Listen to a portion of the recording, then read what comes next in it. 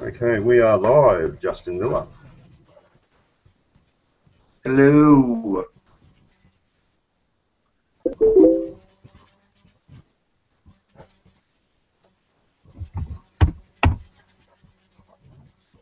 Okay, let me find where the link is in here now.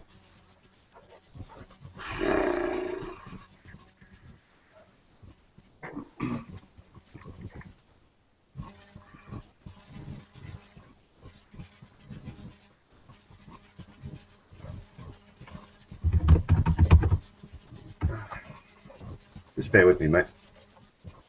You got it, brother.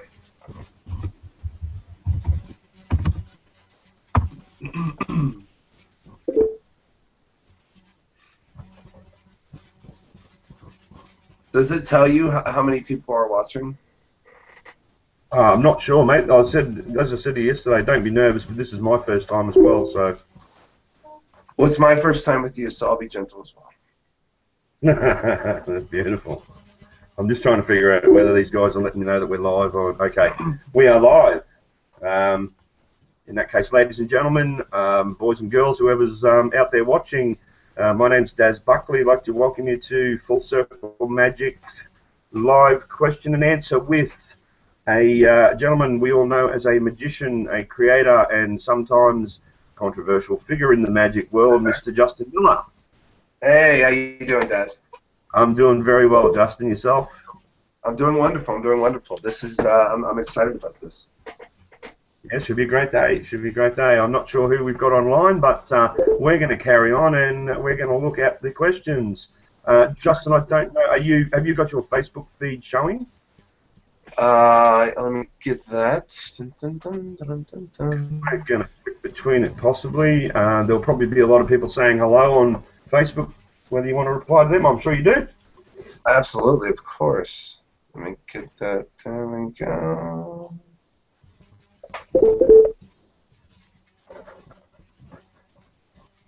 There they are. They're starting to come in. Okay, I'll let you answer that side of it, and we'll continue on chatting. You're looking a bit more casual today, mate, than last time I saw you. Yesterday Yeah. you're a little bit dressed up, ready for a gig. You tell me that's not a real common occurrence these days. Yeah, I don't do a lot of private gigs anymore. When I do, I'm real particular on what gigs I do, because mostly I do a lot of DVDs and instructional stuff and lectures and those kind of things. So I think the reason I've been doing it lately is because I've just I wanted to go back to that world a little bit. You know what I mean? Like I want to get back into like the public's eye and perform magic for public people, not just magicians. Um, I missed that kick. I missed that kick of a layman just and then getting paid for it. So it's a nice kick. Yeah. Yeah, getting paid is always nice. Always nice. It is. Okay, I'm going to straight down. As you know, Justin, we've got a whole heap of questions that our members have put to us, and Yes. they've all on them. So they have decided which format this interview takes. So I'm going to bang a new question at you and let you talk away. Beautiful. Okay, now you're obviously you're known primarily, I guess, in the magic business amongst magicians as a creator more than anything. Obviously, doing a bit of research for this article. I'm aware of your work. I wasn't aware of how prolific you are, I've got to say. I think I added up at least 37, close on 40 products floating out there at the moment. So you're obviously a busy boy when it comes to creating. Do new ideas just come to you, or do you have any specific brainstorming techniques that you use? This is a great question, and whoever asked this question is a great question. Over time, I've developed a not a system, but I've developed a way or the means to get into a place where the ideas might become more colorful. Sometimes I'll have an idea, and then I just don't know where to go with it, method-wise or whatever. Then I'll put it in the back burner and things like that. but like through meditation, through long walks, honestly, just like walking around my subdivision, around my condo, um, just getting outside of yourself has been a real big help for me. And just, looking at nature, letting the wind, blow through your hair or lack of hair, just different things that you can do that can like connect you to a different energy force. Because here's the way I think it works. I don't know for sure how these ideas come. I don't have like I said, a system to do it, but I know that we can facilitate it. I know that we can help it along. And there's many things that can do that. I think just positive mental attitudes, good energy. I think every human being is like an antenna. And so, if you turn on your radio in a car and you're driving down the road and you're in, let's say, Columbus, Ohio here, and there's a radio station that's part of Columbus, Ohio, you'll pick up that radio station very clearly.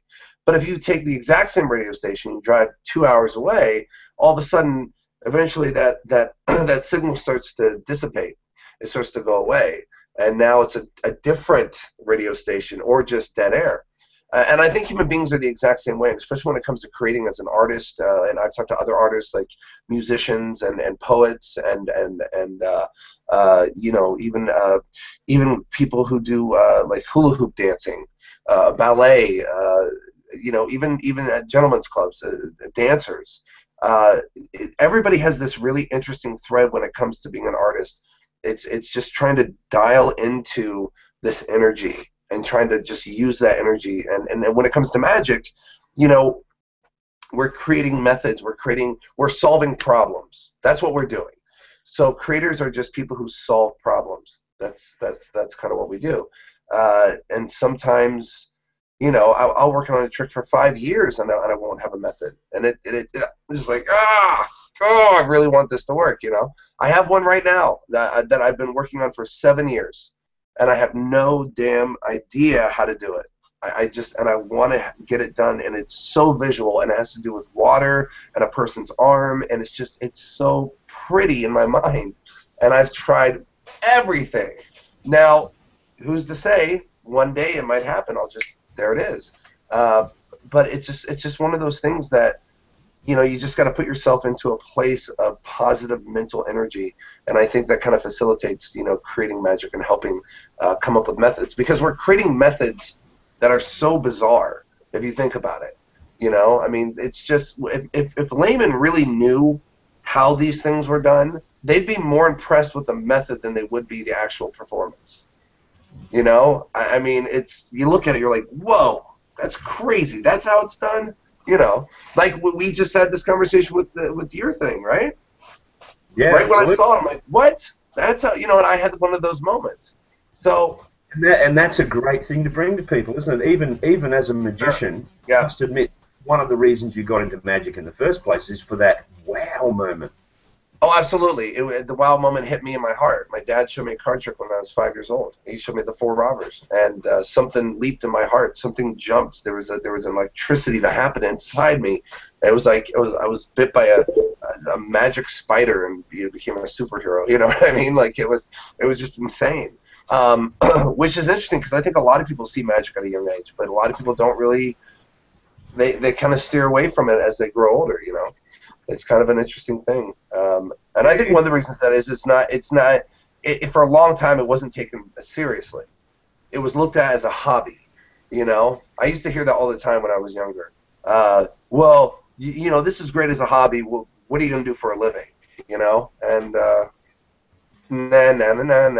Here I am. So. Look, Justin, I can remember that comment. I'm 50 years old this year, and I think you're getting close on. I won't say what age you are. I'll be 38 next month. Yeah, I'm almost 40. In the late 30s. I can remember the same conversation with my mother at about 15. Yeah. It's a weird conversation, and then when you hit a certain, when you realize that your path is totally different than other people's paths, you have to say to yourself, I'm not living your life, so this is what I've been either chosen to do, or whatever gifting you think it is, or whatever. I think that's another weird thing. Is like, how does a magician categorize what he does? People say religious people would say giftings and blessings and things like that. I'm an atheist, so I don't really believe in that. But then again, there is a gift that people get to open up when they see magic. It's almost like a gift. So it's a weird thing to describe it to. I know a lot of magicians have a hard time figuring out now back to the original question. Yeah. On your brainstorming techniques, I would say myself, and I don't want to talk about myself in this interview, it's about you, but I would suggest that a lot of my problem-solving activities occur while I'm driving. Sure, absolutely. That's another great example. Driving, absolutely.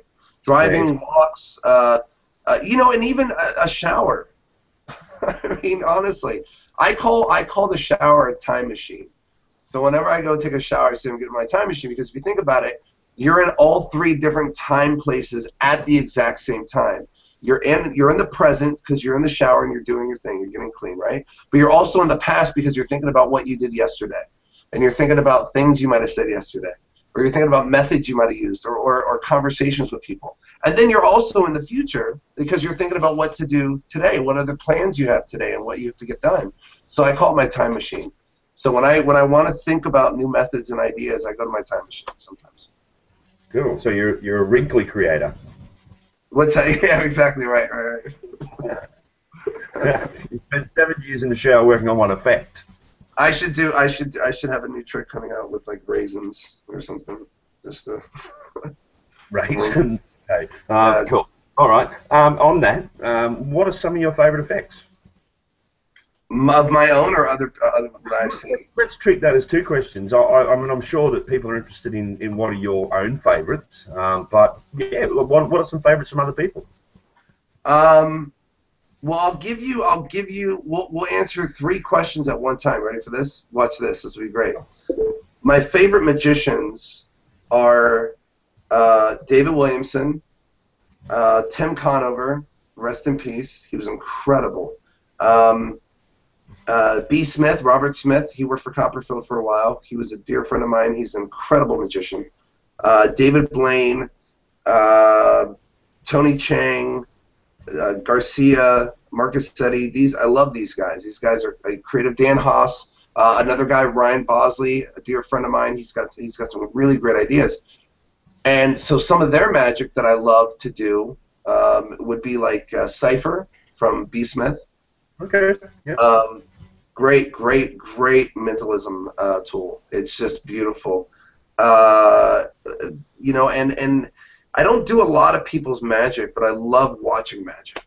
I love watching other people's magic, and I love watching a really good magician. And those guys are like the top for me. Okay, so when you go out to perform, as you did last night, you go out strictly with Justin Miller effects, or do you mix them up? I go out with a blank canvas. I have my tried and true effects that I know are going to just kick them. Sea Drop, which was recently Daniel Madison put that on his Angle Zero DVD, and then David Blaine performed it on TV, which is my absolute favorite. And it kills because you're making an object appear in their empty hands. And I've always wanted to do that, and it's just a really pretty thing. And they scream and they yell, so it's great. And I would say honestly, when I usually first start off, I have a card selected. They shuffle the deck. They give me the deck back. I turn over the top card. It's not their card. Put it in their hand. They put their hand on top, snap fingers, and that's the card. You cannot do any better when it comes to magic just by doing a double turnover and showing the wrong card. You can't. I mean, it's the strongest thing you can really do for a layman. So that's what I start off with first. And then I just kind of go, and I have an idea of what I'm going to do and my routines and different things, but I've created so much magic. It's one of those things that whatever the moment, whatever the situation at hand is, I try to fit the magic within the context of what that feeling might be. So, there's a big difference between performing magic at a reception for a wedding and also at a wake for a funeral. You know what I mean? So depending on where I am and the people around me and the atmosphere and the ambiance, that's how I decide what kind of magic to do. Okay. So funerals, you wouldn't suggest the magic ding dong. It depends. If you're at a strip club, why not? Sure. Okay, you don't get too many funerals at strip clubs, but go with it, I guess. There's a whole gambit of life. Absolutely, absolutely. Okay. I've done all those. I've done wakes. I've performed at funerals before. I've actually been hired to perform at funerals, which I think is awesome. Because I think when someone dies, we should celebrate their life, not the death. It's a weird thing to do with human beings. It's morbid. It's so weird. Celebrate life. Celebrate their life. Raise a drink to them. Share stories. It should be a time of joy. Really, it should. This person had a wonderful life, and they celebrated it. We're celebrating it. Look at all the friends that are here because of this person. The networking that this person was able to connect to. You know what I mean? That's a celebration. That's not a sad thing. It's a celebration. So, yeah, it's really interesting to perform at a funeral, though. It's really interesting. Yeah. I would imagine the reaction would be a little bit different in some effects and probably amplified in others. Very much so. Very much so. I mean, and you have to kind of judge that when to put out, the napkins because people are going to cry because you're about to do something kind of powerful, and when to pull it back and have fun and enjoy it. And I think that takes a professional to do that too. It's not an easy thing to maneuver through. But if you can do it, it's great. Yeah, okay. You've actually covered off part of the question. The next question there really was how do you select your effects for a performance? I mean, that's pretty much you've gone through that. We all go through a process, I guess, where we walk out at the start of the night. We have an idea where we're going to go. Yeah, I mean, it just depends that if I'm performing magic or if I've created magic for a DVD or for a trick that I'm putting out, that trick is the only trick I do for months. Just I go through every nook and cranny of that trick and see where it's bad and where it's good and what I can change, what doesn't need to be changed. And that's a hard process too, because then you start second guessing yourself on different times. And so when do you know it's done? How do I know this is done? So when it comes to like DVDs and things like that, there's a part of me that goes out and performs. But when I just create something and I just want it for myself, I have fun with it. I go out and I tinker with it and I play with it, and I'm not as serious about it. And those are things that eventually become the DVD or the marketed trick, or they're my own things that I've never shown anybody, because I still have my own stuff that I've never shown anybody, and I never will, because I don't want people to do it. Fair. So. Yeah, fair enough. I forgot what I was going to ask there. Do you have a group of? I mean, most creators, I guess, have a small group of people that they bounce ideas off of to see that they're heading in the right direction. Do you have that group? Do you want to let people know who they are? Yeah, I do. One of those people is Paul Harris. One of those people is Dan Haas, Danny Garcia, Kayla Morelli, Ryan Bosley. Let's see who else. Those are my circle that I trust, that I know for a fact I can trust, and they won't go and take it or whatever. So yeah, you have to have that circle as a creator, because has this been done? Hey, have you ever seen this before? No, I've never seen this. And they come to me too. Hey, have you ever seen this? No, I've never seen this before. Or you know what? There's a guy who does a version of that or whatever. So I think that's really, really important. When you create magic, you have that circle of trusting friends that you can share magic with, and back and forth. And here's the other thing. A lot of times their ideas are my ideas going into it. We're missing something, and so when we show it to another person that we trust, they see something we didn't, and they're like, "Dude, you could do." Like, "Oh my God, that looks so good." You know what I mean? And now you have something. Now we have something better. So I always love think tanks. I think think tanks are really important in creating magic and just kind of being an artist in general. You touched on something interesting just then in that conversation with regards to trust. I know a lot of newer people newer creators, people who come up with something and they think, look, this is great, I want to get this out there. there is an issue of trust. Obviously, there's you know, magicians have probably got a bad name, a well-deserved bad name in some cases, based on theft. But I've got to say, you know, I've showed you one of the original things I'm working on. I don't hesitate to do that because I think that the more people that know about it, the more people identify it with me, the less likely they are to, anyone is to Sure, try and. absolutely. Yeah, there's that side too. Yeah, absolutely. I agree. Yeah, yeah. But, Um, but it's and I've probably been as on both sides. I've been on both sides. I've been accused of stealing, and I've also had my stuff stolen. So, you know, it comes down to the end. You do your research. You do the best you can, and then you know, screw them after that. And if they want to keep complaining and yelling, hey, show me evidence. If not, shut up. So. yeah, and unfortunately in this day and age, the evidence is really easy to either have or not have. So It absolutely is. I mean, we have timestamps on the damn videos on YouTube. We can just, and YouTube automatically puts what date it was.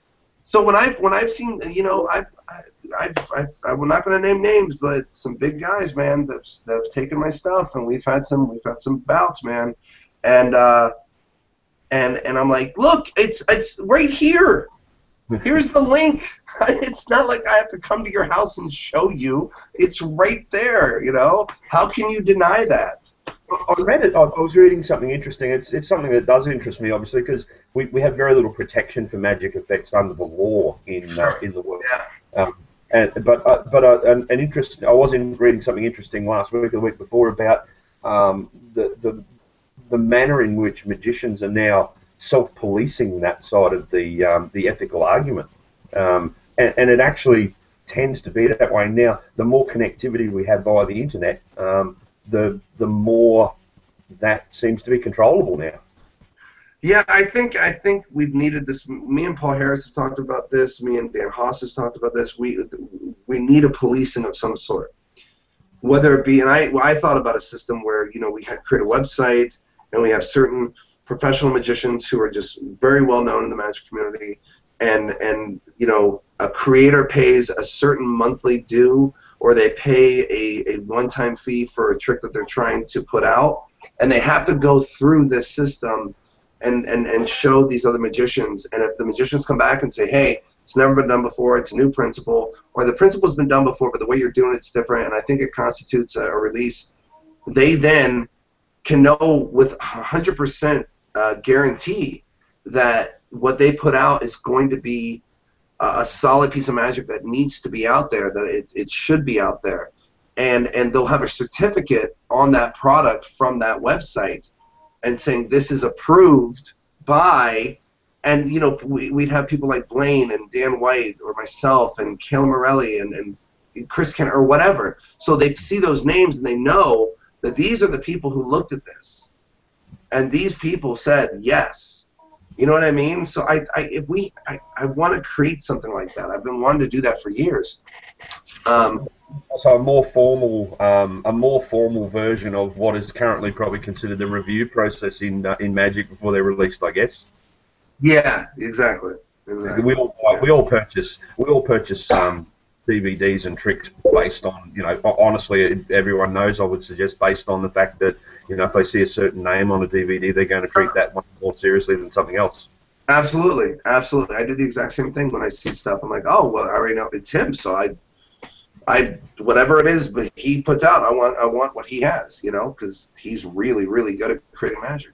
And I think the other side to it is that, you know, when this whole, you know, when you create something and you're trying to put it out there, there's a rush to get it out as fast as possible. Yeah. Because, and I've had this happen so many times where I've been thinking about an idea, and I've never told anybody yet, and then I start telling people, and then one's like, guys like, hey, I've been working on this same idea for the past 2 years. I've been working, you know, and this energy thread through creators like just goes through, you know, like I've been working on a new Red Hot Mama principle or whatever, and then you find out that there's 3 DVDs coming out with new principles for Red Hot Mama that you had no idea. They don't know anything about yours. You know, it happens all the time behind the scenes. A lot of people don't know that that happens. I've Yeah, had look, to. I think it was Albert Einstein who was asked by a journalist one time how come all of a sudden there was a rash of steam engines invented within a year. Yeah, About three different inventors in three different continents invented the steam engine. They all came up with the yeah. idea independently and at the same time. Albert Einstein's answer was, well, it was steam machine time. It's Steam Machine time. There you Yeah, go. it's just Great answer. the human brain seems to lead in the same directions. And oh, look, I guess we're all subject to outside influences, and perhaps some of us have those same influences, have the same impact at the same time. I guess. I absolutely think that, and I think when you have a group of magicians who think a certain way, and there's a certain kind of energy they put out, it makes sense that that frequency would hit all of those people at the same time. It makes sense. I think that makes way more sense than there's an invisible sky daddy. So Yeah. Well, you've seen an original effect that I've been working on for quite a while, and yeah, you know it freaked me out. Essentially, for the audience who don't know anything about this, I'm not going to go into detail because I'm not here to talk about my stuff. But it's essentially an effect where you can predict something written in metal. yeah, Imagine how frantic I was when I discovered and developed that method, and then sure. found the first person that I showed, the first pro magician I showed it to, said, "Hey, you need to talk to these guys in Sweden. They've already come up with an idea." Your heart drops. You're like, oh no, no. Yeah, Absolutely. I've had to cancel a couple projects, man. I got to say to anyone who ever gets into that situation, reach out to those people because I Well, reached out to absolutely. those guys. And there might be a nice collaboration you could do with it too, with them. You We're know? working on it currently. Yeah, absolutely, Yeah, because exactly, their method exactly. is Once behind again, you just never know. You need that circle of trust. You need those circle of friends to really kind of, you know, help. And we talked about this in the beginning before the pre-interview, is that, you know, the internet really took away the mentoring aspect of magic, which is why I love this. I love what you guys are doing here because it really kind of brings it back. Yeah, funny enough, I think. Yeah, now, I started magic when I was young, gave it up for a long time, and took it up again. I've never had a mentor. I would suggest my chances of having a mentor were actually greater now with the internet. Interesting, huh? I never Well, would have. I could reach out to Justin Miller. Justin Miller may see a talent in me, even though I'm 10 plus years older than him, and he may choose to mentor me. Sure, sure, sure. No, Uh, you're right. that You're would right. never 10, 15, 20 years ago. That just would not have happened. True, true. But I think. See, I have a problem with that though because yes, it's easier now to reach out. It is easier. It's faster. It's simpler. It's done in 2 seconds without question. But there's something beautiful about sitting next to somebody and them going, check this out, watch this. You know what I mean? And seeing it happen live before your eyes, and seeing the magic of just this thing come alive in front of you, and then the guy looking at you and say, you can't tell anybody, don't show anybody, don't say any, you know, and then they teach you and they guide you along. There's something. It's like opening up a PDF. You don't get to smell the pages of the book. You know what I mean? There's something about smelling the pages of the book, the fresh printed pages of an adventure you're going on. And I think that's the mentoring aspect too that's been lost, unfortunately. I think though, I think you're right. I think you definitely can reach out faster and easier these days through Facebook and through all the technology that we have. But we're missing that beautiful part of magic, the art of it, of someone sharing a secret next to somebody and then teaching them and they're teaching them, and there's this camaraderie and connection and energy. There's something, and I miss that. I grew up that way.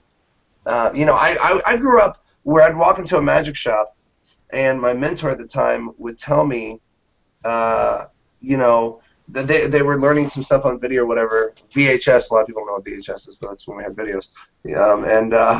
And videos, what's videos? I won't And mention Betamax. right. So but they'd be watching some stuff like Skinner or somebody like Bannon or Kenner or whatever on tape, and I would start to watch it, and my mentor would say, "No, you don't get to watch this yet."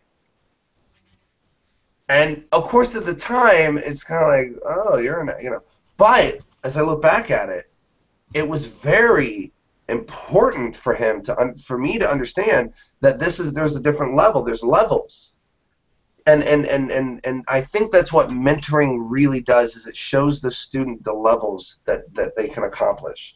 And I think we've lost that completely with DVDs and downloads and those kind of things. I'm not going to say downloads, because I really strive when I put it, at least in my downloads, I really strive to really give lessons as I teach. Teaching is a really important aspect of what I do and who I am as a person. If I wasn't teaching magic, I'd probably be teaching scuba diving somewhere. I don't know, but I'm a teacher. That's kind of what I do.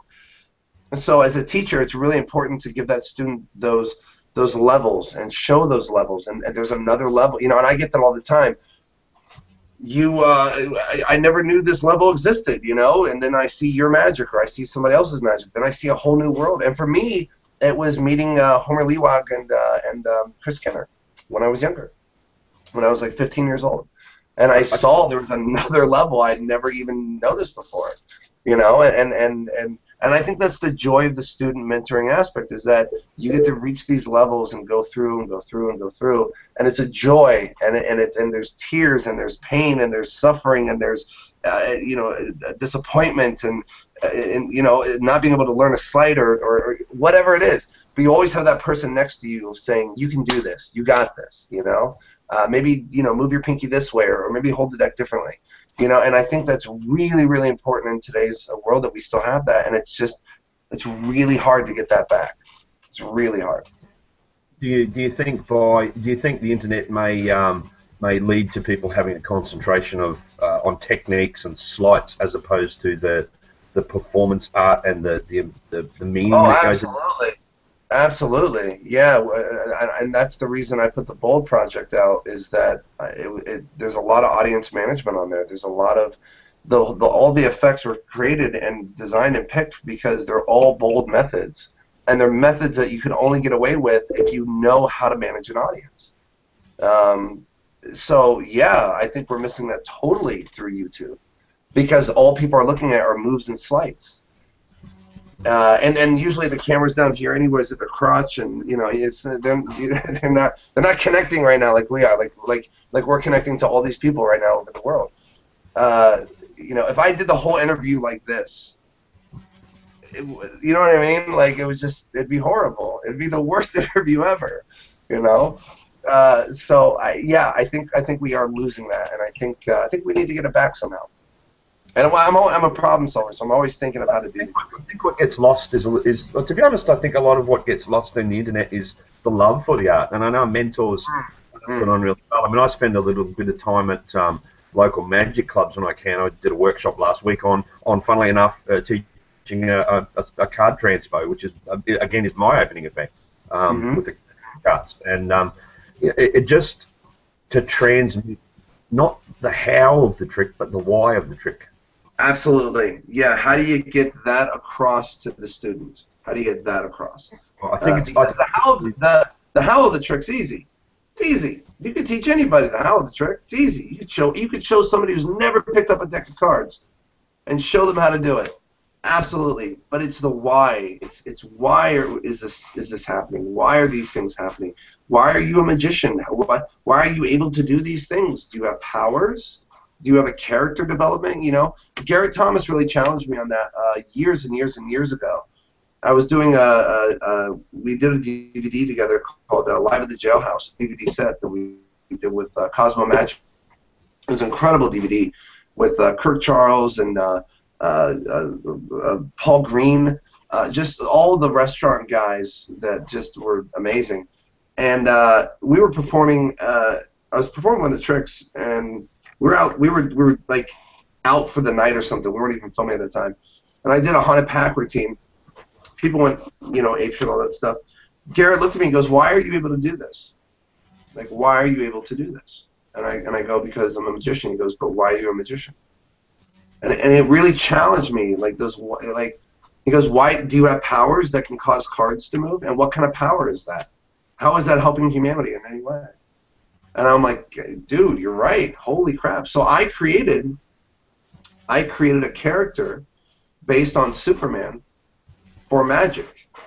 And so I went out and bought glasses because I love Superman. Superman's my favorite all time. I went out and bought glasses, right? But they were non-prescription, and I would come out and I would do my magic, and nothing would happen yet. No magic would happen as far as the visualness of it or the effect until after I took my glasses off. So for me, once I took the glasses off, that's when the magic happened. So I created this character that could only the magic was part of his ability to be unmasked. So when he was unmasked, he was able to do these amazing things. So the why is really the most important part. I agree. And how you get that across? Yeah, and how you get across to a student and a layman are two totally different presentations. Completely. Because how you get across to a student is not the same way you would do it with a layman, because with a layman, you're creating a world for them. But for the student, you're showing the world to them. You know what I mean? So there's a difference. That's a great analogy. I have a few every now and again. Oh, good. All right. Let's go back to the question list. I look like the way the light's hitting me right now. I look like the guy from Powder, the movie Powder. I look like magnets are just gonna come at me like forks and stuff. Have you ever seen the movie Powder? No, not at all. No. Oh, when you see the movie Powder now and you look at me because of the light, the way the light's shining on me, you're gonna laugh your ass off. I guarantee people are laughing everywhere right now. I'm gonna do it after we finish. Yeah, well, he's this supernatural. It's great. It's a good movie. It's really good. But anyways, all right, continue. Okay, so do you have any advice for how to market an effect? I'm tipping you do, because you've probably marketed a few. I'm going to be honest with you, and I've really thought about this because I knew I'd probably be asked this question at some point. If I had to do it all over again, I wouldn't market a single thing. I never would have got into the marketing game, ever. I'll ask you my own question, Justin, because it's an interest. Yeah. It's an interest of mine. Why did you begin to market your effects? A lot of different reasons. Financially, without question, that's a given. I wanted more people to see my magic. It was more like a greed thing for me. I wanted to get my magic out there. When I first created, I remember just creating magic in the very beginning, and the only thing I just wanted people to perform my magic. I didn't even care I wasn't marketing anything. I just wanted to show people my magic and have them perform it. That's all I cared about. But it turned into this completely different beast once I started creating. And creating for magicians and performing for laymen are two totally different jobs. They just, wow. I have to fool you as a magician. I have to, because I have to eat this week. You know what I mean? Like, you could do a crappy double lift for a layman and still blow them away. You do a double lift in a DVD, and most magicians go, guys, doing a double lift. That's all that is. Just you know what I mean? So you have to have new and creative ways to try to fool magicians, and that's a nightmare sometimes. Because you get writer's block. Every time I create a trick, man, I'm telling you right now, I go through the exact same thing a writer does. I have no idea where the next one's coming from. I don't know. I have no idea, and I'm scared every time. Like, crap. And that's one of the reasons I wish I never got into this, because I am now in a position where I have forced myself into this position, where I have to create magic, and I have no choice. I have to do it. Before it was fun. It was really fun. I'm not saying it's not fun now. I'm just saying there's another darker side to this a lot of people don't know. So if you want to create magic, great. If you want to market magic, ask yourself these questions. Why do you want to market it? What's the reason? What's your reasons? If your reasons are righteous and they will benefit the magic community, great, go for it. But if it's just to get your magic out there, and if it's just to see your magic, on a screen somewhere, you're gonna lock yourself into a place, man, where you are gonna have to just keep doing this, and it becomes an addiction. It really does. It becomes like a drug. It's like, I gotta create.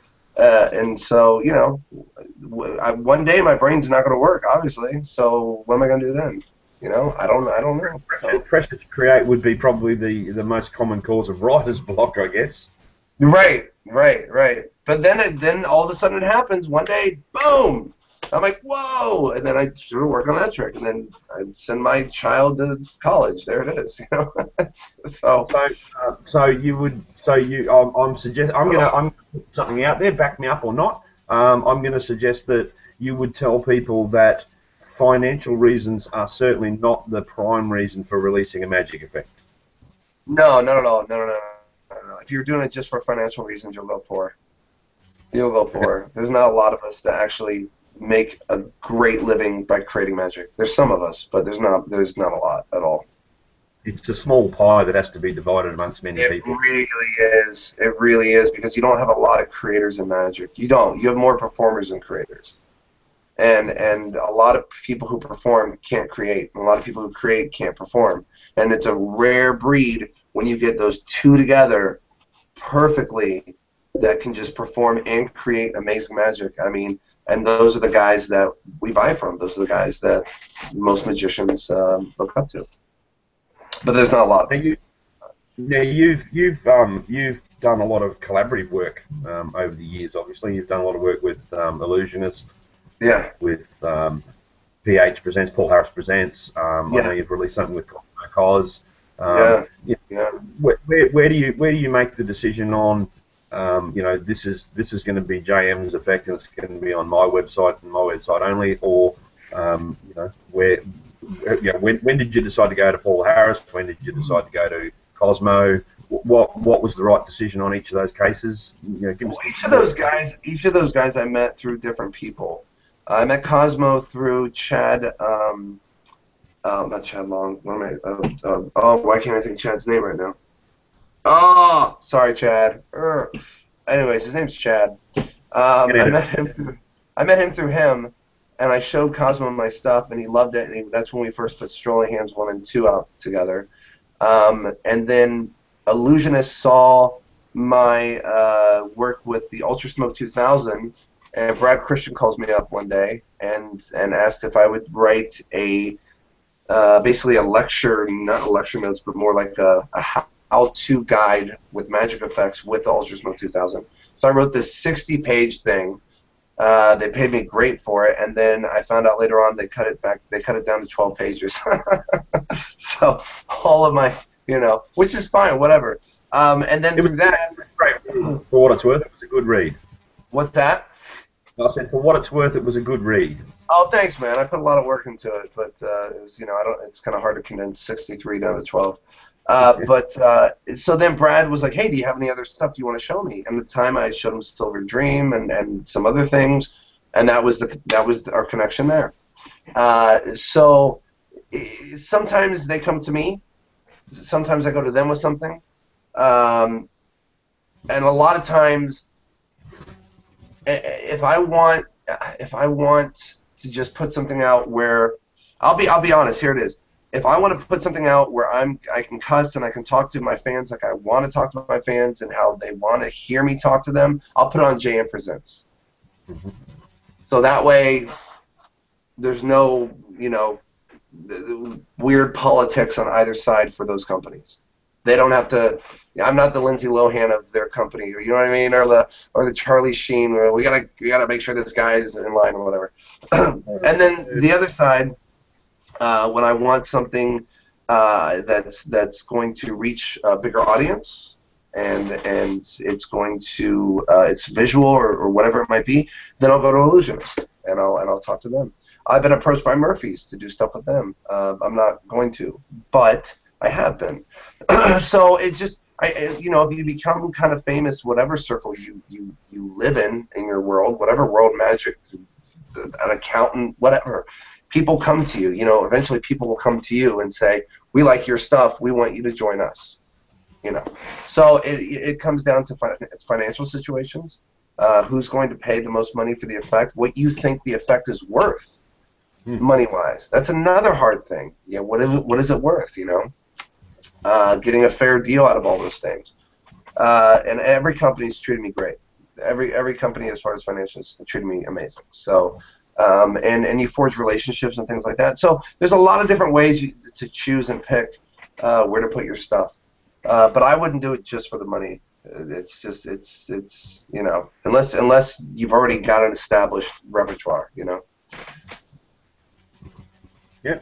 Okay. Okay, we'll run down the list. What performers had the greatest influence on your style?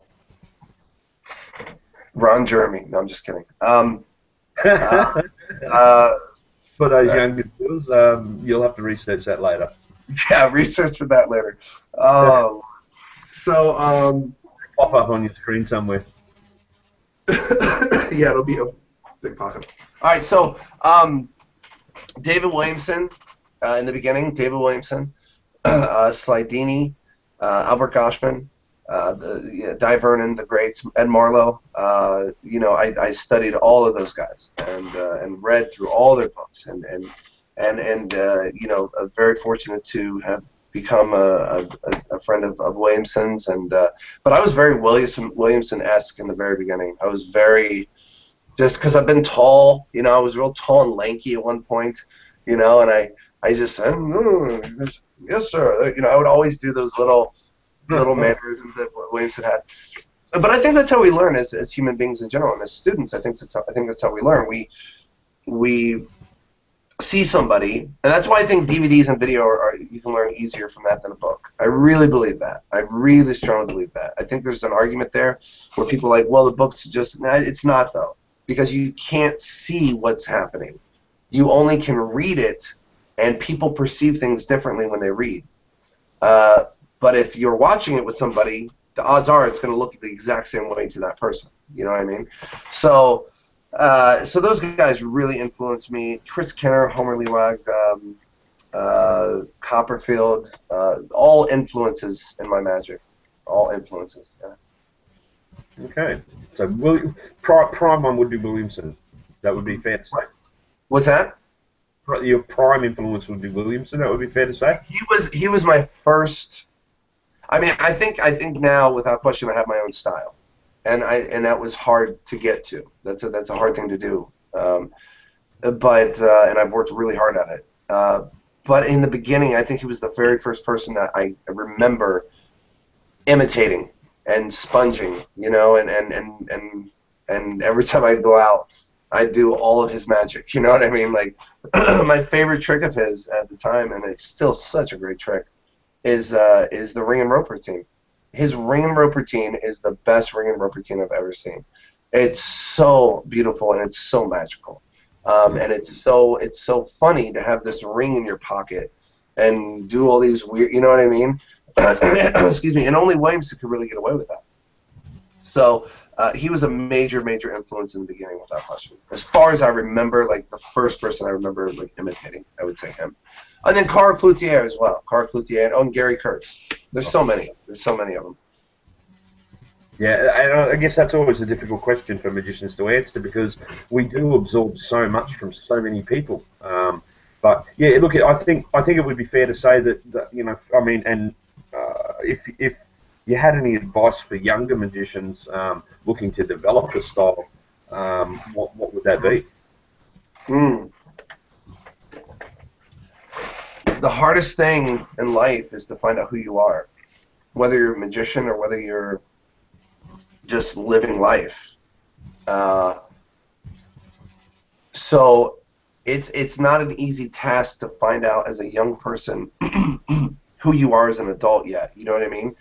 So it's kind of the same thing in magic. It's not an easy task to find out who you are, style-wise, performance-wise, character-wise, charisma-wise, all these things, without getting it kind of melted in with all these other people that you look up to.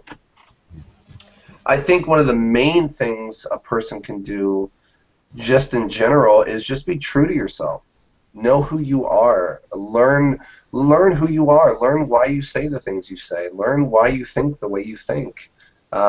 Become a good observer of your own personal life. And that'll start showing in your magic, and you'll be able to start to get away from mimicking people that you look up to. There's nothing wrong with that, by the way. There's nothing wrong with that. That's how we learn. We're students, so that's how we learn. But eventually, you have to break away, and you have to figure out who you are as a person. So I think just staying true to yourself. You know, try not to lie a lot. When we're young, we lie a lot. That's fine. And when we get adulthood. When we become adults, it's adulthood. Sounds like a new Spike Lee movie. When we become adults, though, we tend to lie too, you know. But try to stay as true to yourself as possible. Don't lie as a lot, and you know, try to understand what your perception of reality is, you know, and surround yourself with good people and people that are going to support you and build you up, not tear you down. If you have anybody around you that's tearing you down, get away from them. Don't even be a part of them because they're bringing you into their stuff, and you are trying to find out who you are. So, you know, stay away from drama in your life. I haven't done that very well, but I've still been able to go through it, which is good.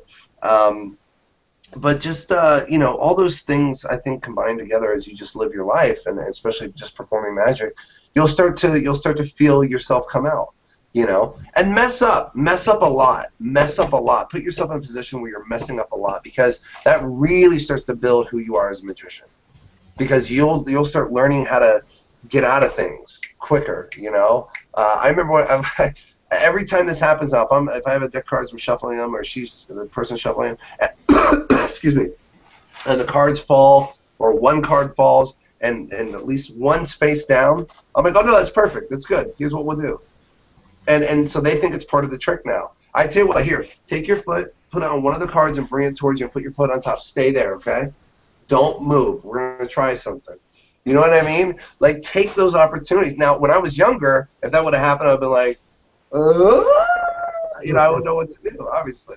But, you know, you mess up enough, you start, well, I don't want that to happen again, so what do I do? You know, and you start coming up with ideas. And that builds who you are as well as a magician. So I think all those things combined can really help a person just become who they're supposed to be in magic and just in general. So would you say that probably as Justin Miller grew into his adult skin, Justin Miller developed his style at the same time? Absolutely. Absolutely. Probably due to a beginning lack of self-consciousness. I think so. I think having too much self-awareness can hurt you. Just like having not enough can hurt you as well. You have to have that balance. I got to a point where I just didn't care what people thought anymore. I literally got to a point where you're not living my life. I have to live this life. So what you say, I doubt that's true, Justin. I think you probably care very much what your audiences think. I just probably don't think you care that much what your peers think sometimes. No, I really don't care what the audience thinks either. Okay. Honestly. No, because here's the thing. If I care what the audience thinks all the time, then that's my world. That's where I'm going to live in. I'm going to try to please them. If I care what my peers think, then I have to live in that world, and I got to try to please them. Well, guess what? Justin Miller is not being taken care of right now, and nobody's going to take care of Justin except Justin. That's a harsh life example or lesson, but it's a true statement. You're born alone and you die alone. That's the deal, man. And it sucks, and it's part of our world, but that's the way it is. And within the context of that journey, we're learning how to find ourselves and who we are. And so, you know, what I mean by I don't care what the audience thinks, like before I became who I am, I would hear something the audience would say, and it would really like eat at me. You know what I mean? It would tear into me, you know. and now I don't care.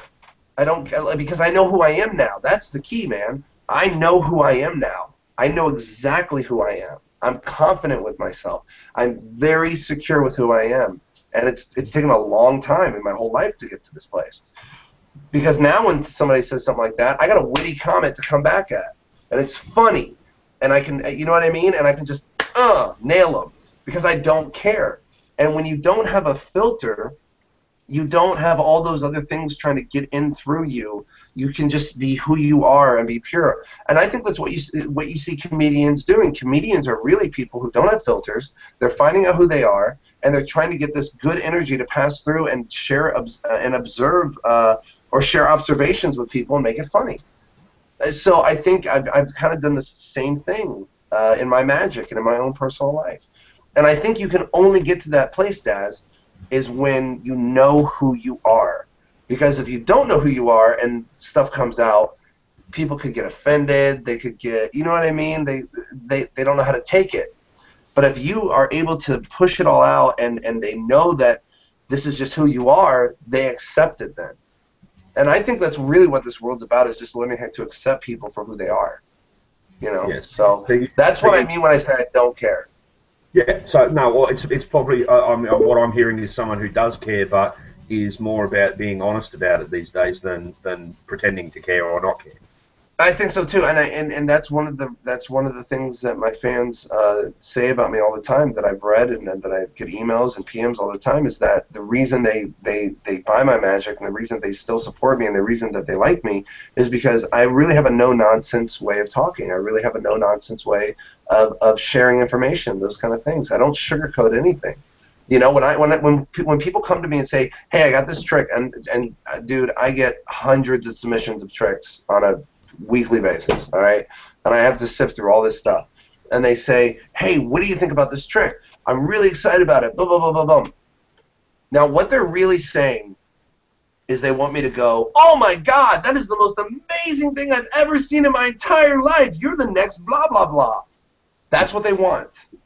So I say to them, now, do you want me to be honest, or do you want me to say what you want to hear? And that's when I know if they're going to be a student of mine. Because I've had people say the opposite and go, "Well, if you're going to be mean about it," but you can't put work out there and ask someone to critique it and then not get something back and then go, "You're being mean." That's a weird thing to say. That's just that's the ego trying to protect itself. And with things like that, you have to kind of hit it. You're like, "You know, this is good, but that was horrible," or, you know, "Come on, there's better ways to do this," or whatever. And if a student of mine can understand that, and then we can move forward. We can move forward, and we can become better together.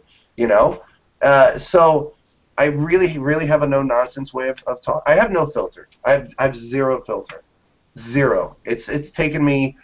You have no idea how much it's taken me to not cuss or anything during this interview, because it's just part of me and who I am, and because I think those words express feelings and emotions, you know, and so but I do it for everybody here.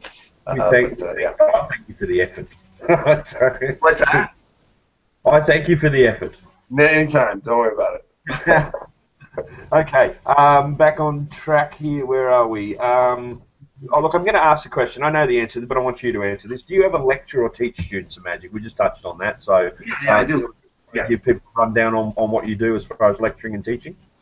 What's that? What's that last part? Well, let's break that into two sections, actually. Let's talk about lecturing magicians, because I know that you know, from our conversations, that's probably one of the more common performance modes you're in, is lecturing for magicians as opposed to performing for lay people these days, anyway. Currently, so you know, let's break that. Yeah, yes, you do. Tell us about your lectures. Yes, I do lecture. Yes, I do. So tell us about it. What do you want to know? What could someone expect to see in a Justin Miller lecture when they come out to Australia next year? My lectures, I change my lecture every time I do one. I change it completely. I change the dynamic. I change the the effects. I treat lectures like like Louis C.K. would treat his performances. He does a special every year, and then after that special, he gets rid of all those jokes, and he starts over from scratch, like Carlin did, just like George Carlin. So I do the exact same thing with my lectures, the exact same thing. Sometimes I'll have just a thread lecture or a loop lecture. Sometimes I'll have an impromptu lecture, meaning where we just kind of go off the cuff of ideas of just, here, let's try this and let's see what we can create from this. Sometimes we'll put those into workshops.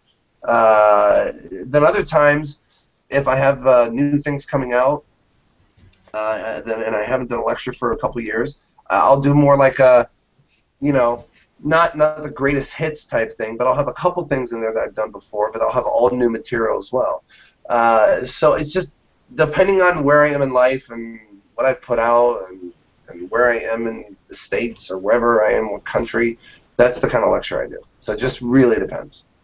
Cool. Like, I mean, if conventions, like when I get hired for conventions, and let's say I get hired at the very last minute, they already have all those lecture spots filled, but I'll do a special workshop where I'll charge like $50 to $100 for a 3-hour workshop. That's special just for the convention. That wasn't going to be planned to do that. You know what I mean? So it just depends. It depends on the situation. You mix it up. Yeah, I try to. Saves being boring. Okay, so tell us about your teaching. Obviously, your website. All our members can go to your website, and there'll be some deals along the way, which will be. Crap! That's right. We're supposed to talk about the deals real quick. Thank you for bringing that up. I'm so sorry. Man talked about that. Yeah, here's the deals real quick. While this whole thing is going on, if any of the people who are here right now go to justinmillermagic.com. and they spend at least $20 anywhere in my store, you're going to get a $30 DVD download for free from me, okay? And then there's another deal going on for 24 hours from the time we started to tomorrow, where if you spend at least $10, you're going to get my 1-hour live lecture I did at Magi Fest this year for free, absolutely free. And that's priceless because I don't sell that. I don't sell that at all. So you're going to get that for free. So spend 10, get the 1-hour lecture, or spend 20 and get a $30 DVD download. And it's a really good DVD download. I'm not going to tell you which one it is, but it's really, really good. So, yeah. Anyways, all right, there we go. Get that out of the way. No, that's great. No, that's actually they're pretty good deals. Actually, I'll just I'll scoot off during the interview if you don't mind. I'll be back in a minute. No, I'll stay here with you. About your teaching, obviously now you do one-on-one teaching. What tell us about the formats of teaching that you do? I know you do one-on-one Skype sessions, that type of thing. Give us I started the one-on-one Skype sessions years and years and years ago, and it was just a way, once again, to get back to the mentoring aspect of magician and student. For Skype, what I usually do is at the first hour, I find out who they are as a magician and as a person and what they do for a living, or if they only do magic as a hobby and all these things. I find out where they want to go in their magic, and I have them show me like a trick or two so I can see where they are skill-wise. And then from that, I'll use that for the rest of the week, and I'll create an outline of teaching for that specific student. So it's different for every person. It's a totally different experience for every person. Because we all learn at different rates, we all have different styles, we all have different where we are in learning, all that kind of stuff. When I teach on DVDs though, or downloads, I try to come across as somebody who really cares. I do care for the student because I'm a student myself, so I care about the art. And I really try to teach in a way that is accessible to the student. You know what I mean? One of the things that I've been that's been said about me is that when you watch one of my DVDs or downloads, it feels like I'm in the room with you, and that's really where I want it to be. And my teaching style's changed over the years, though, obviously. And then I think my teaching style might change, hopefully, over the next how many years that I keep doing this. So I just want the information to get across to the student as easily and quick as possible so that they can work and practice on the routine itself and it's not as difficult as they think, so they can work on presentation, those kind of things. So I teach all those things when I teach. Okay, and from my point of view, as a shameless plug for Justin's site, I would say that I had a hunt around there the last few days, and I've got to say the one-on-one sessions are pretty inexpensive compared to a lot that are getting out there. And yeah, $50 for an hour. You know, and once again, I started that whole thing. I started the whole Skype one-on-one Skype session years and years and years ago, it was funny when Jeff McBride and a couple other guys were getting ready to do it. Somebody had called me from his camp or somewhere, and they said, "Hey, we're going to do this. Do you mind if we use this idea?" So it's something I've always wanted to do. I think it's a great help, and Aaron Fisher's doing it in a big way right now. And you know, an illusionist was doing it for a while, but I don't know if they still are. But yeah, it's a really important aspect of the teaching and mentoring. And I usually tell students to give me a month. So give me 4 sessions, basically, and then at the end of that, we'll see where you are. And if you want to keep going, we'll keep going. If you don't, you know, take with what you've learned and go along with it. You know, so it's just everything's different with each person. Cool. Okay. You've actually mentioned mentors probably 3 or 4 times in an hour, really. Did you have any mentors? Yeah, I had 2 of the best mentors in the world, Jamie Kurtz and Tim Moore. Tim Moore actually inspired Lance Burton for his dub act. Yeah, and actually through Tim, Tim's actually worked with David Blaine. Tim is an incredible guy. He's a dentist actually here in Ohio. But those guys really, those are the 2 guys that, if it wasn't for them, I wouldn't be who I am today. There's no way. Excellent, excellent. Now, would you then consider yourself to be mentor taught, or would you consider yourself to be mainly self-taught? I think it's a combination of both. Mm-hmm. I'm definitely not fully self-taught. There's no way. If it wasn't for them and the people I know, that growing up, like I said, I wouldn't be who I am today. So I definitely owe it to them. But then, you know, through that journey, I, you know, started creating my own stuff, and you know, but they instigated it, they facilitated it. So I think it's a combination of both. But I think it's more mentoring than self-taught. Okay. Distinct lack of books in your conversation. Is there? Were books a part of your learning, or was that, you know? Books were everything. Books were everything. We didn't. I mean, VHS. I mean, a VHS tape cost $80 for a Magic VHS tape. A lot of people don't know that. That they were really expensive, and so books were everything to me. I went to the library. I got all the books of Magic I could possibly get out when I first started. I had piles of books. I would lock myself in my room. I was a total introvert, and I would just focus and practice, and oh my goodness. I remember the first time that this is a great story. This is a really good story, actually. I went to a local Magic meeting, and I was like 7 or 8 years old, probably, maybe 9, and I saw George Kirkendall. You know, people who don't know George Kirkendall was an incredible magician. He created the Philosopher's Stone. And he had the amazing shells, and he was incredible. Well, he did this trick where he came over and he took a handkerchief and he put it in his hand, he stuffed it in, and it disappeared. And I was just like, what? How is that even possible? No idea, right? So I went home and I started thinking of how it was done. And I was like, how could you do that?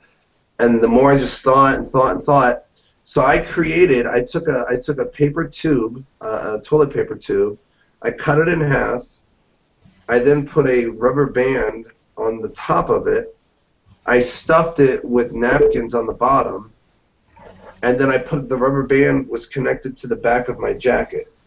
because I was a little performer. I was a kid back then. I had a jacket. It was stupid, whatever.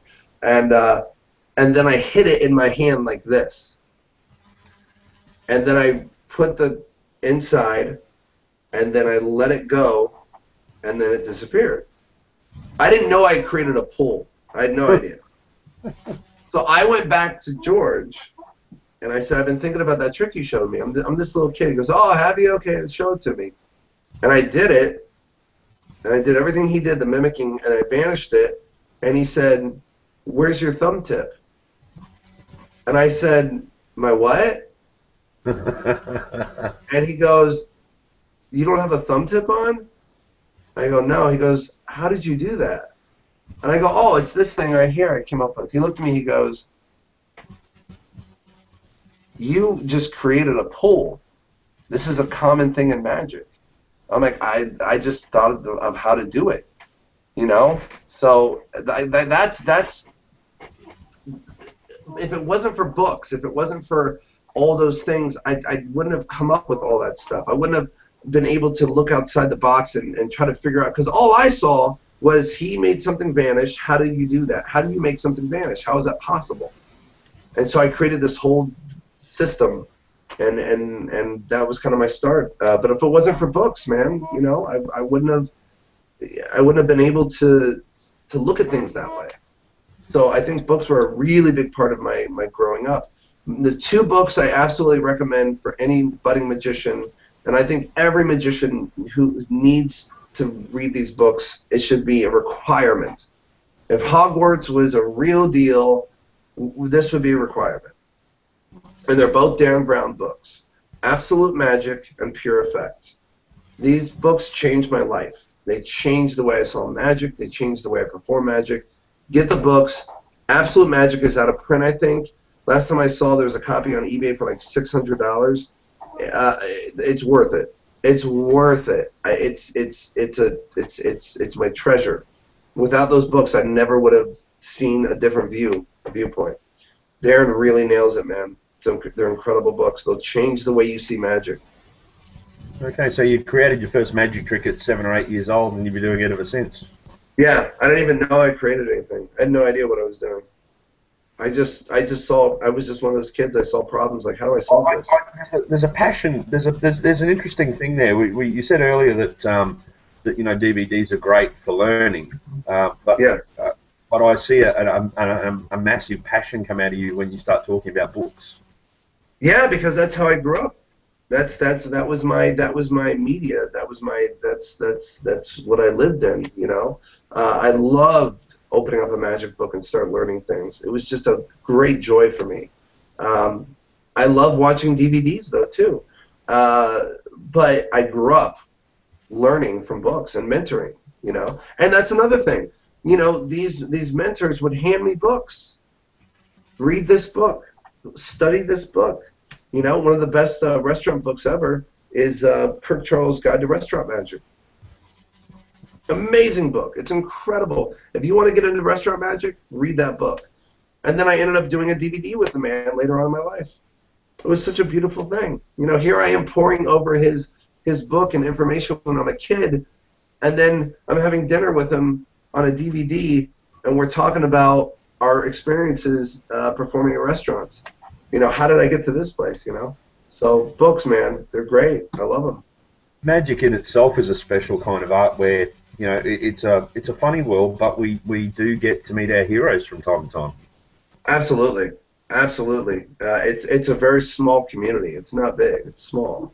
If I play guitar, and yeah, I do, and I used to be in a band when I was younger, and, you know, if I play guitar and I want to meet, you know, Slash, for example, there's not a lot of chance I'm going to meet Slash, is there? Right, unless you're at the after party or something. Yeah, unless I'm gigging at the after party doing some card tricks, I guess. But exactly. But what are the odds? What are the odds you're going to get there? Right. Yeah, absolutely. Magic's not like that. Magic, you do get a chance to meet your heroes. You do get a chance to meet your, you know, those people that you've seen from afar from a long time. I'll look it up. I mean, five years ago, I was watching your Loops DVD. Today, I'm talking to you. And just a few days ago, I saw your picture on Facebook, and now I'm talking to you. So it's a strange thing. Amazing world. Okay, finish this. Finish this sentence for me. Justin Miller is.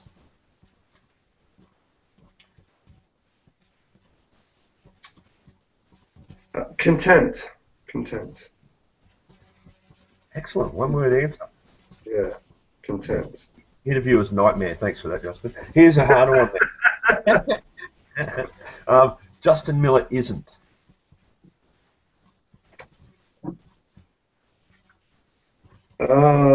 Justin Miller isn't.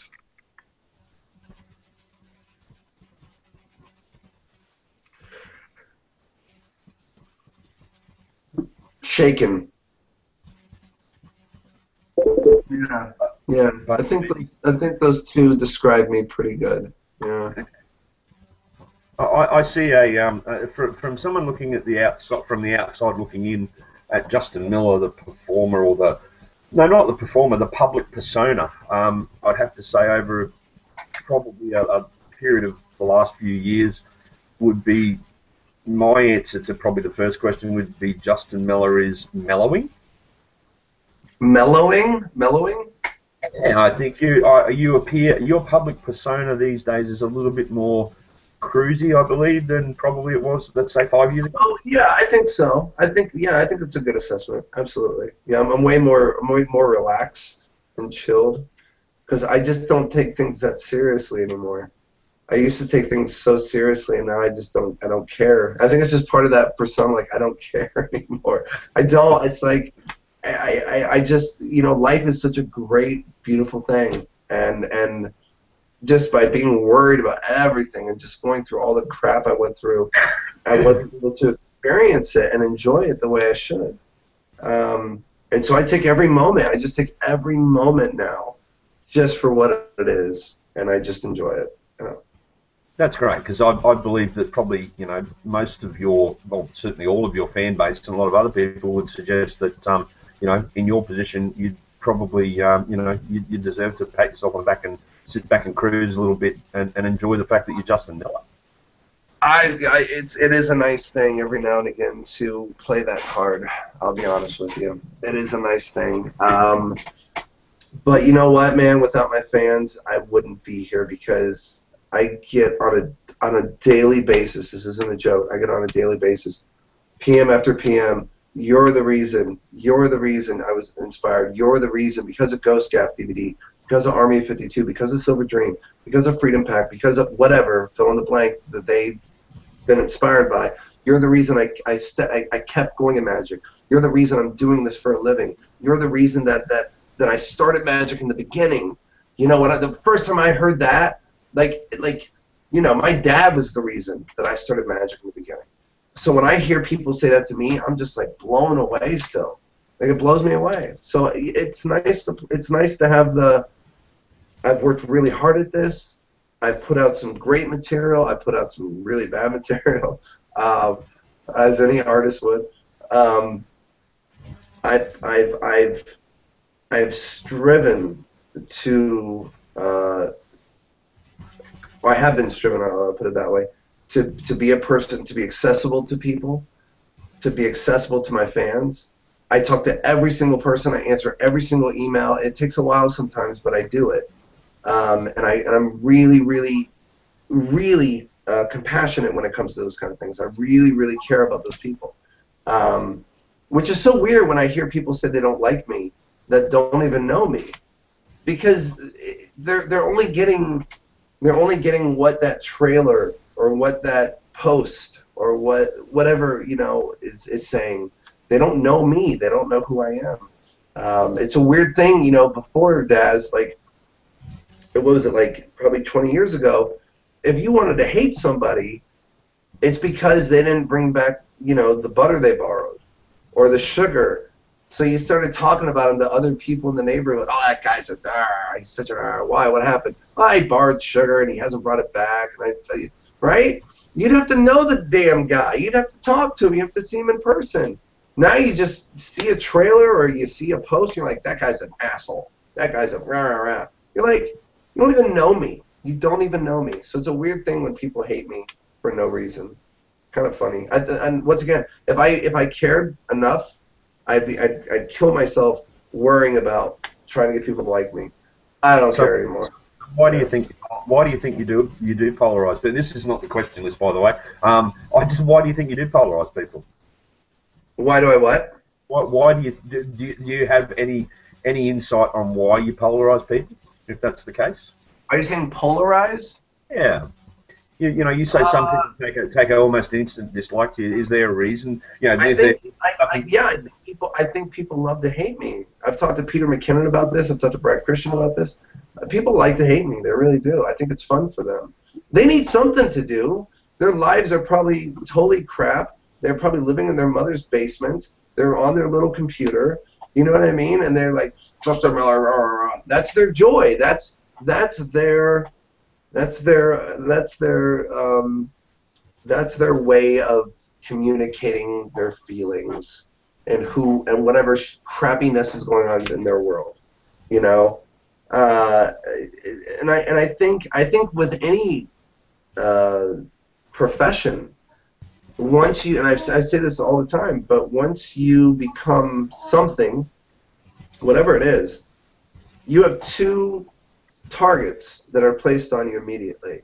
You have the one in front, and you have your one in back. And the one in the front is all the love and the compassion and the energy, the good energy that people, your fans, your loyal fans, your supporters, people love your work and just bring to you. And there's love and kindness and beauty. It's great. And then you have the other side. And those are the people just throwing knives at you and just stabbing you in the back and just And you know, hopefully the love is more than the stabbing in the back. I've always said it this way: if I was doing something wrong, then every single person should hate me. But they don't. So I'm not doing something wrong. I'm doing something right. And it's important to have haters. It really is. I used to hate it, but no pun intended. But I love haters now because they fuel my fire, man. I love them because guess what? I'm not talking about them. I don't give a crap about them. I don't talk about them at all. But they love to talk about me on blogs, and they love to talk about me on their little private things. Great, thank you. You're giving me free publicity and advertisement. Thank you so much. I couldn't have paid for it to get that much publicity. You know what I mean? So yeah, nobodies don't get mentioned on forums.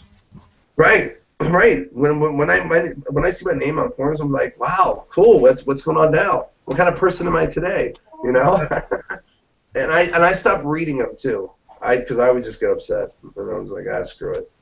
So I stopped reading all that stuff. Fair enough. What outside inspirations do you bring to your magic?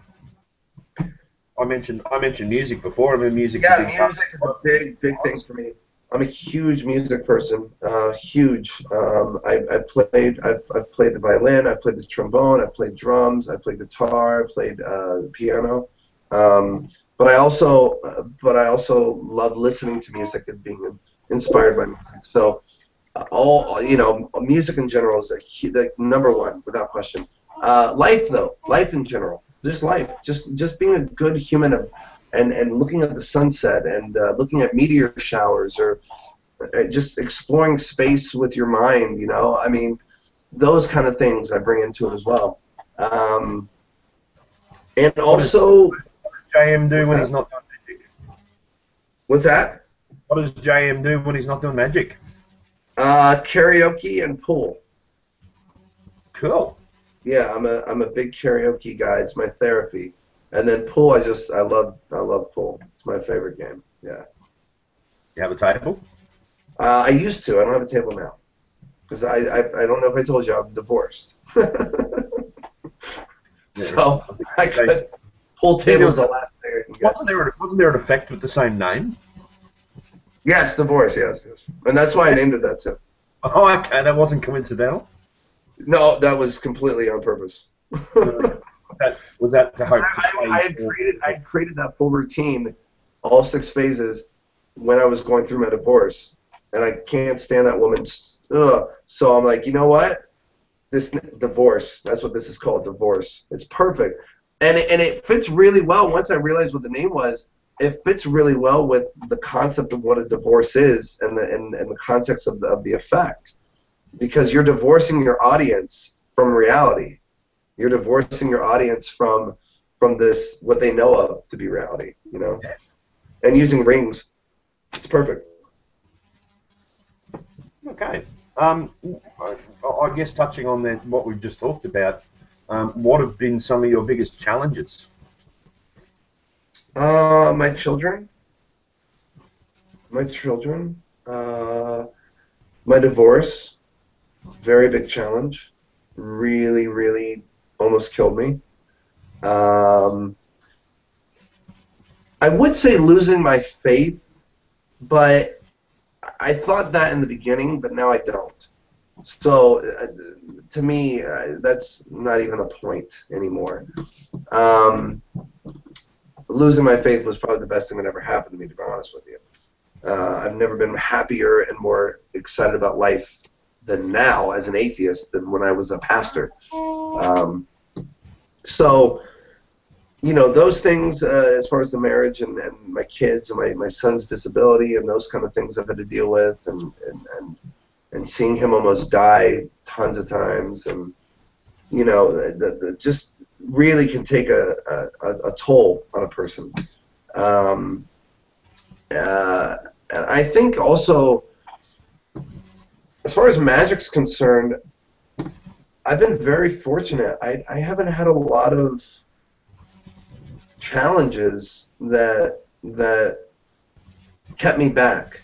You know what I mean? Like, I've always been a person that has been very resourceful and tenacious, so no matter what's happened in my life, I've always been able to get through it. It's just, for whatever reason, I have. So you know, life brings about challenges on a daily basis, of course. So, you know, ask me in 5 years, I'm sure there'll be more different reasons, more challenges. I'll lock the date in now, shall I? Yeah. I may hold you to that 5-year interview. We'll see what the challenge was in 5 years' time. You know, we've already covered off on the books you'd recommend. Look, everyone's really interested, and it's really important, I think, we go through, for your fans' benefit, the venues you perform in, because, you know, you and I chatted about this privately, and I was probably a little bit surprised, but you want to go through the type of performing you do on a regular basis. Yeah, now, I mean, most of the time it's just DVDs and lectures and downloads. That's usually what it's been for the past 5-6 years. But recently I just started doing a private gig at a gentleman's club that a friend of mine is running. And that's been a lot of fun. I mean, it's been great. It's been a blast. I don't do a lot of private parties. Every now and again I'll do that, but I just don't usually do it. You currently don't have a regular restaurant gig, obviously, but you're well known as a restaurant magician. No, I did restaurants for 15 years, and I did 5 restaurants a week. So never again will I do a restaurant gig. Nope. That was, but I needed it because it really molded me into the person I am. So without those things, I wouldn't be here either. I was able to take new ideas and try them out, and it was a great setting to do that. You know, I didn't have to go on the street and try to find people like we do today when we shoot downloads and DVDs. I had a great place to go to, 5 places every week to perform this stuff and try it out. And a lot of that stuff became material that I put out and that I finally released. Okay. I think a lot of people would be surprised at that, because I think a lot of people sort of probably imagine the Justin Miller that they imagine, probably you know, going out and gigging 3, 4, 5 times a week, and it's probably not like that at the moment. No, it's not. No, I gig once a week now on Fridays. Okay. Would you ever go back to restaurant magic? No, never. Never? You couldn't pay me enough money. Never. No. No. Would you then recommend that that's a course of magic to stay away from for people? No, not at all. Absolutely not. Absolutely not. If you can get a restaurant gig, do it. But I went through it. I did it for 15 years. I'm not doing it anymore. It's a lot of work. It's a lot of freaking work, and I don't have the time. You do have to put aside some really, really good magic that just doesn't fit the environment. Right, yeah. I mean, and you learn what works and what doesn't work. You know, so restaurants are really great. If you can get a restaurant gig, get it. Absolutely have fun. But I did it for 15 years, and so I'm not doing it anymore because I've done it for 15 years. You know what I mean? That's And the you, reason why. It's not because it's bad. It's just because I don't want to do it anymore. There's no way in hell you could get me to do it anymore. That's kind of it's why. almost like it's almost like basic training though for walk around magicians. Absolutely, it's Ellis Island. That's what it is. It's Ellis Island. You want to go into Ellis Island, go to Ellis Island first, and then you tell us how you're doing, and then you decide. These days, I do feel extravagant when I perform an effect that doesn't instantly reset. And that's another thing right there. You learn about pocket management. You learn about. I mean, I have a lecture note in my lecture note package on my website, justmellomagic.com. That's if I had like a smile and then it like could have shined, and then that would have been fun. But in my lecture notes for my Strolling Hands lecture notes, it's a restaurant. It's all restaurant lecture notes. It's all restaurant lecture notes, and I teach about the different personality types of waiters and servers. I teach about pocket management and audience management. I teach about all those things. So without the restaurant gigs for 15 years, I never would have been able to give back to the magic community in that way. So do restaurant magic. Do it as long as you possibly can stand it, because it's a great place to practice. It's a great place to hone your skills. It's a great place to work on talking to people and public speaking. It's great. It's great. However, I'm not doing it anymore. Live at the Jailhouse, a 3 DVD set. I called it it was my eulogy to restaurant magic. That was it. There's all my information. Here you go, guys. Take it. Do what you want. I'm done. Peace out. Later. Never doing this again. Okay. And I've been asked, by the way, to do more restaurant magic by people, by owners of restaurants. Like, I said, first of all, you can't pay me enough. You're not going to pay me enough. Like, what do you charge? I said, well, nowadays, give me $500 for 3 hours. What? Exactly. You can't pay me that. And I'm not coming out for less than $200 for other gigs or $250. So there's no way I'm going to just, and I'm taking 3 hours for what, $75 or $100 for 3 hours? There's no way. Not now. Now, if you're young and you're just starting off, that's a great price. But I got kids, man. I got to feed myself. I got gas to put in the car. No way. No. Okay, we'll stop trying to talk you back into restaurants. All right, cool. This is a question out of left field, but I might one day, though. If I change my mind. We might get you to do a restaurant tour. What's that? Restaurant. We'll book you for a restaurant tour. A restaurant, sure. Yeah, that's great. A series of restaurants, one night only. There you go. This goes back to an earlier question, but it is a little bit of an odd one, but it resonates with me a little bit, so I'll ask it anyway. We were talking earlier about you spending time in the shower and how that puts you in a different place for magic, and I mentioned driving. I often find that the inventive process for me starts with the drive.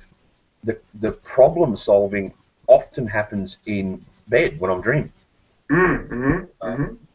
The brain doesn't, especially when you're really mulling over a magic methodology or a presentation. The brain doesn't sleep all that well sometimes. I'm only talking to myself on that one, but I'm assuming that from this question other people get it. Do you get inspiration from your dreams? And if Absolutely. I dream about magic a lot, and I wake up and I write it down or I put it on video. And firsthand and Freedom Pack both had there's effects in there that came from me dreaming and waking up and like, oh my goodness, and then blah, blah, blah. And what's really funny, when I dream it, I have the method immediately too. It's weird, man. Like, I could be sitting here talking to you, we could talk for an hour about an effect, and the method might not come to me or you. But if I dream an effect, the method is right behind it, almost like in, like this is gonna sound so weird, but almost like in a code, like a hieroglyphic code or something. But I know what it is in my dream, So when I wake up, the method's right there, and then bam. I Yeah, woke no, up at I sorry. woke up at I woke up at 4 o'clock in the morning one morning. Um, that was redundant with the way I said that.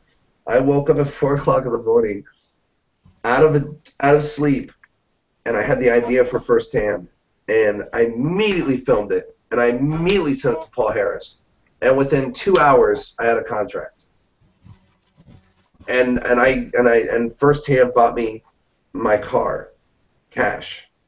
You know what I mean? Like, because of that dream, because I wasn't lazy and got up and gone, now I'll wait till the morning. I boom, videotaped it, bam, bam, bam, and and that's goes back to your earlier thing. We're able to reach out easier these days to be able to do that. Because before, you'd have to wait weeks to meet somebody or to see somebody at a magic lecture or convention or a whatever. You'd have to travel to their place, or now it's just bam, instant. So my dreams are completely filled a lot of times with magic, a lot. Because that's all I live, breathe, eat, sleep magic. I mean, I have other things I do, but this is what I do. Yeah, look, a lot of artists in different areas get asked how they come up with their ideas, and I would put it down to the way. Well, Stephen King gets asked that question quite a lot. Obviously, being probably the biggest horror writer in our lifetime, he gets asked where he gets his ideas. His theory is that we've all got filters in our brain, and your filter is probably different to mine, and whatever drops through at night drops through. Yours catches what it's bound to catch, and mine will catch something different because I've got a different filter. Right. It'd be fair to say that your filter and mine are probably a little bit similar in that respect, by the sounds of it. Sure. Absolutely. Yeah. I think as a creator too, your dreams become part of your everyday life. So if you're thinking and living, breathing magic, then you're going to be dreaming about magic or magical things.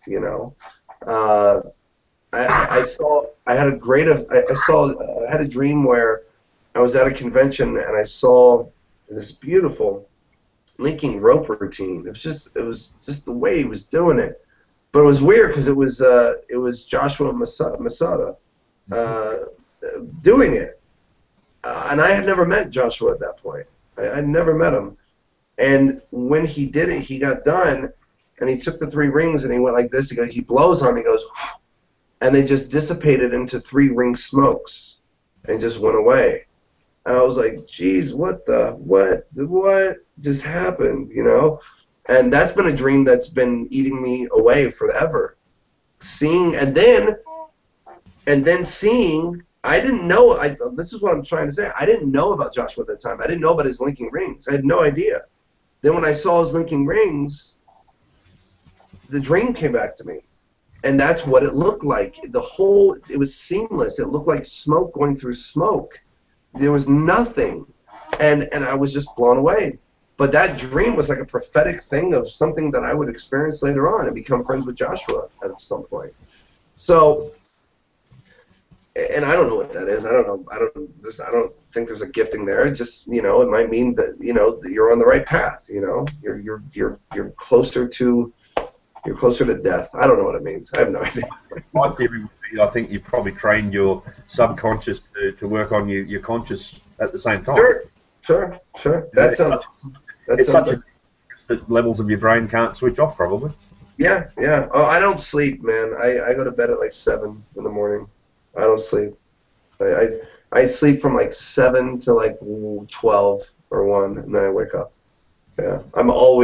My brain is just, it's like a carnival. When I try to lay down, it's a carnival.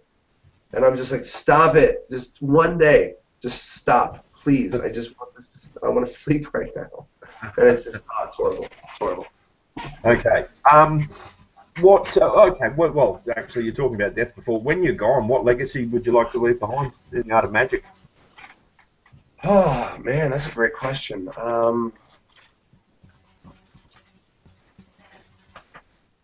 It doesn't matter to me, I guess, what the legacy is, because everybody's going to have their own perception of me, right? So it doesn't really matter. It doesn't matter what I think it should be. because it's going to ultimately be what other people want it to be. Yeah, So it is. It is. But what would you like your legacy to be?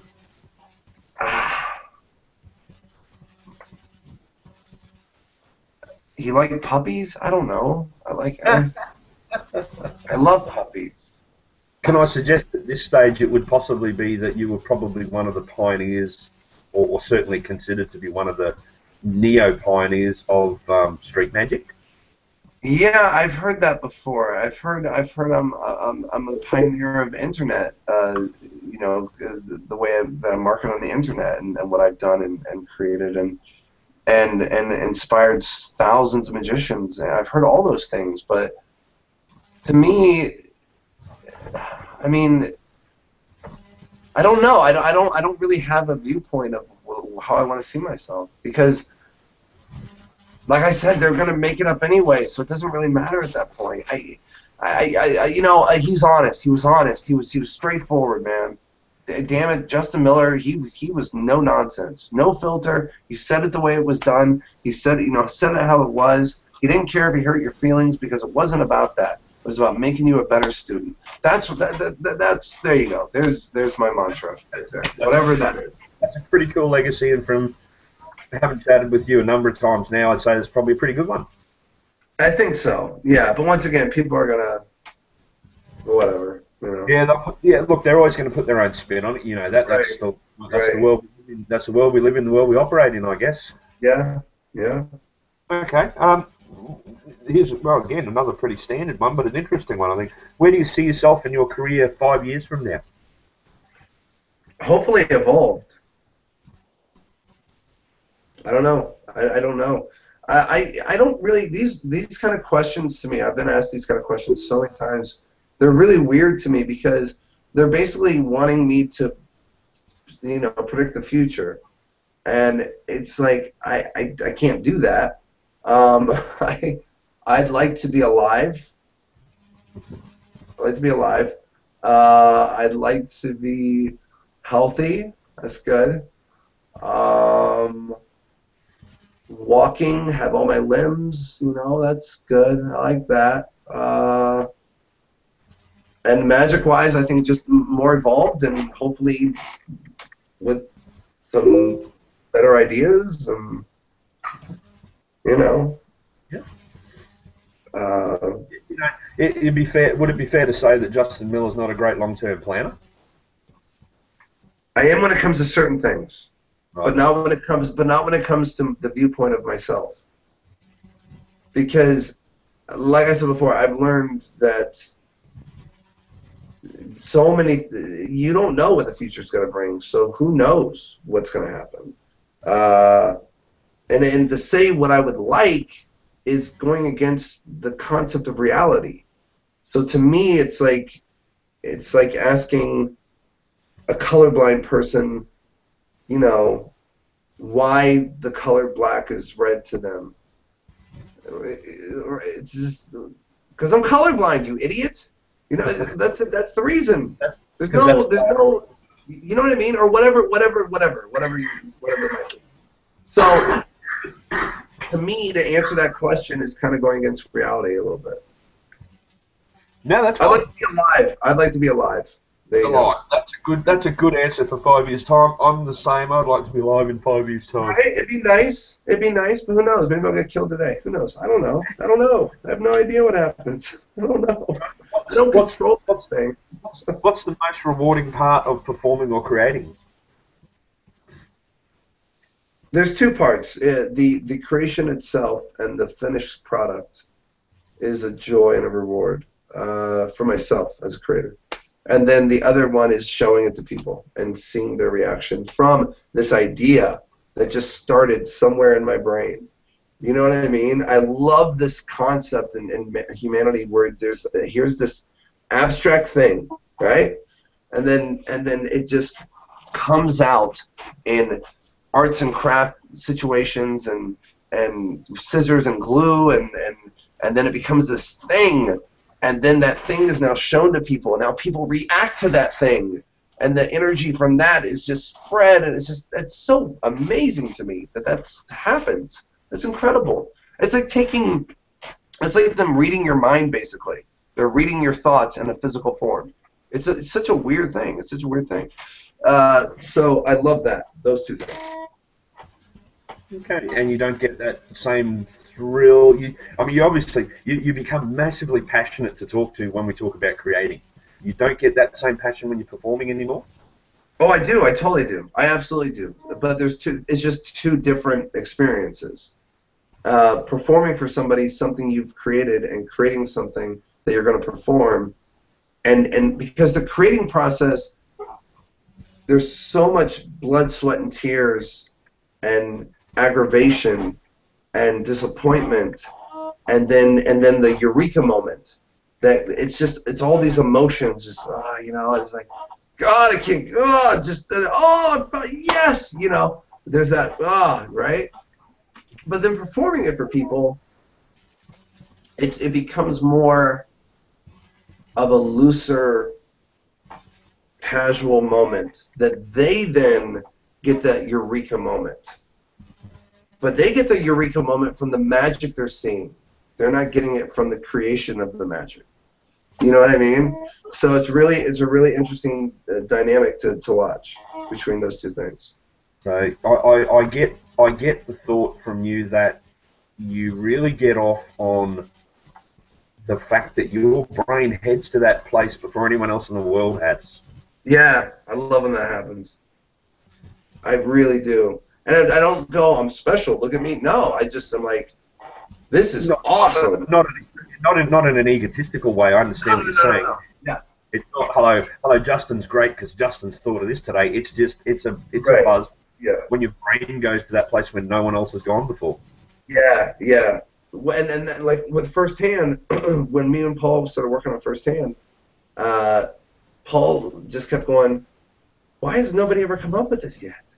This is so simple. Why has nobody ever? And I said, well, the reason I think nobody's ever come up with this is because every person who's worked on this bill plot, this bill change, has done it in the gimmick version. Patrick Page, the original version, Easy Money, was a gimmick version. And every single version from that point has been a gimmick version. Nobody had worked on an impromptu version. Never. And we were like, yes, this is awesome, So yeah, man, it's a great feeling when you come up with something that nobody else has ever come up with. It's great. Yeah, so sometimes that creative process can be stilted by stuff that's gone before. Sure. From the outside looking in, and I don't perform one. I do own a number of effects that do this. Have yet to come up with one that I like, that I'm comfortable with. I may come up with my own one day, who knows. Torn and Restored Card is a classic. The methodologies now all head down very much the same path because that's where they started. Yeah, they do. They absolutely do. And that's why I created Descent. Descent was a completely different way of looking at it. I hate with a passion any kind of magic where it's watch me magic. Watch me pull coins from my sleeve for no reason whatsoever, just because I can. Watch me take these 4 pieces of cards and put them back together one by one. Why? Why are you doing that? It makes no sense. Why did you rip them up? Why did you rip them up? And that's what Guy Hollingworth says. Well, the reason I ripped them up is to put them back together in the first place. And that's kind of the point. It's like the only reason I ripped them up is so that you could see how they look back together. But if you want to see how they look back together, don't rip them up. It doesn't make sense. It's circuitous. Right, exactly. So the reason I don't perform a Torn and Restored Card is because I haven't come up with a reason why. That is my reason for not to do it. Right. Because I can't see a point. Right. I agree completely. And that's one of the reasons I came up with Aftershock and Descent. Because Aftershock is you find the wrong card and then you tear it up. So you tear it up in disgust. And I like that. I like this whole moment of, this really wasn't your card? Oh, damn it. Well, now, in their mind, they're like, you just ripped a card. So since I know they're thinking that already because I've already thought that this is how they're going to think because I created the trick. To put it back together is the next response they're going to say. Whether this is a wrong card or not, they want it back together. I guarantee you, you walk out and you tear a card up and you just lay it on the table. Somebody's going to say, can you put that back together? They're going to say it. When you tear a corner, or if you're doing an orange, orange routine or lemon or some kind of fruit, whatever, and the corner matches, every single time, can you put the bill back together? Yeah. You just did a miracle. You just did a miracle. And they're like, well, can you do that? And then they're like, well, I don't believe in magic if you can't do that. But you just saw a miracle. So I try not to do things, especially when it comes to tournament store cards, where after the magic is done, they think more magic should follow. And you know what? Damn it, they're right. They're absolutely right. Because if you could really do magic, you should be able to put that damn piece. I mean, you just did all the other pieces. Why can't you put that piece back together? You know? And there's so many different restored cards. There's so many different ones. Yeah, and the funny thing I notice is that spectators actually place a lot more value on our cards than yes. we probably do. They absolutely do. So when you have them, when they sign a playing card. Sorry. Well, when they sign a playing card, when you say sign a playing card, they freak out. They're like, oh, you want me to do what? You want me to sign your... What, isn't this just going to ruin your cards? No, it's not.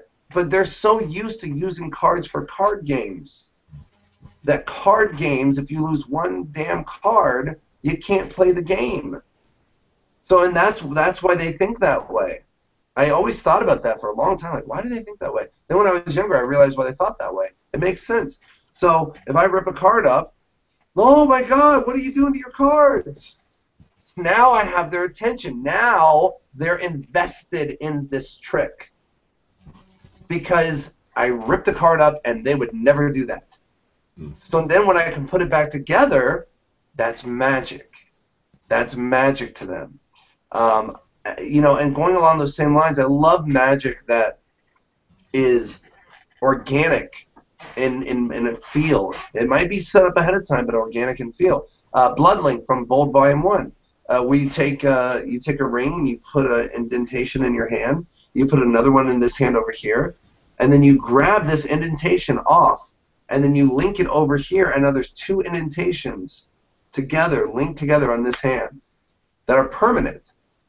And I created that. Once again, it was that one moment. I was sitting here, and I'm just sitting right here, and I had what I had. I had the here it was. I had this. I had a chapstick, and I was going like this. I was just. Whatever. And I wasn't even thinking about a trick. I was just like this. And then I moved, I just went away, and I was like, huh. And then it hit me. Okay.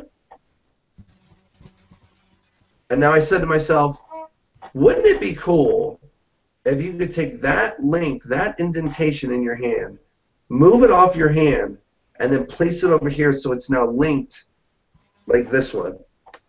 And I immediately had the method in like 3 minutes. It just happened. And I'm like, holy shit, that is so cool. Because it's not a card trick. It's not a coin trick. It's not a everyday what magicians do trick. This is something that's impromptu. It can be done anywhere. And you know what? That looks really cool. That image looks really cool on your hand. And so when you move that over to this, boom, and there it is, they freak out. And then I thought, okay, well, I don't want to use a chapstick thing. And then I thought about a ring. And then I started messing with different rings and what different rings would do. Then I started messing with bottle caps and what bottle caps would look like. And then I went through this whole gamut of what can I press into my hand, the indentation, you know? So it's once again, I don't like the watch me magic. I don't like the magic where you're just pulling coins out of and then just the coins. And I used to do that stuff, so don't get me wrong, man. I used to do all that stuff. But I also used to, you know, suck on my mom's breast for milk. And I don't do that anymore. Much, but it's weird. But that's, you know what I mean? So, you know, we don't do those things anymore because we're not that age anymore, you know. And so for me, I grew up and I learned that.